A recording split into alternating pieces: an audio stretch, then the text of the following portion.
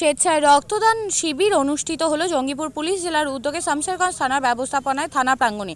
মুমূর্ষু রোগীদের পাশে দাঁড়াতে এবং রক্তের সংকট মেটাতে মহতী উদ্যোগ নিল জঙ্গিপুর পুলিশ জেলা শামশেরগঞ্জ থানা। রবিবার অনুষ্ঠিত হলো এই স্বেচ্ছায় রক্তদান শিবির।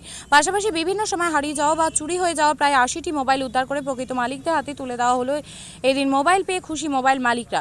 রক্তদান শিবিরে প্রায় অর্ধশতাধিক রক্তদাতা রক্তদান করেন। এদিন রক্তদান অনুষ্ঠানে উপস্থিত ছিলেন জঙ্গিপুর লোকসভার জনপ্রিয় সাংসদ খলিলুর রহমান, মুর্শিদাবাদ 4 নম্বর জেলা পরিষদের সদস্য আনারুল হক বিপ্লব, জঙ্গিপুর পুলিশ জেলার এডিশনাল এসপি মোহাম্মদ নাসিম, ফারাক্কার এসডিপিও কৌশিক বসাক, শামশেরগঞ্জ থানার ওসি অভিজিৎ সরকার, শামশেরগঞ্জ বিধানসভার বিধায়ক আমিরুল ইসলাম, বিশিষ্ট সমাজসেবী রামকৃষ্ণ সিং চুন্নু, ধুলিয়ান পৌরসভার চেয়ারম্যান ইনজামামুল সহ এলাকার বহু বিশিষ্ট ব্যক্তিবর্গ। এদিন এই মহতী রক্তদান শিবিরে রক্তদাতাদের উৎসাহ দিতে থানার ওসি অভিজিৎ সরকার তিনি নিজেও রক্তদান করেন।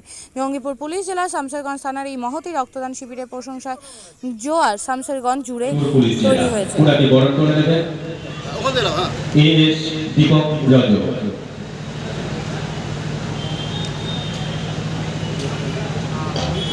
ভাই নিচে করো না, আমার নিজে হবে না তো। হ্যাঁ তোমার রোডে চলে আসছে যে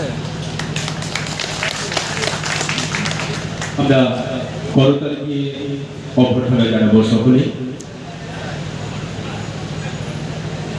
আমরা বরণ করে দিচ্ছি অ্যাডিশনাল এসপি জঙ্গিপুর পুলিশ জেলা মাননীয় মোহাম্মদ নাসিম মহাশয়কে। অসংখ্য ধন্যবাদ।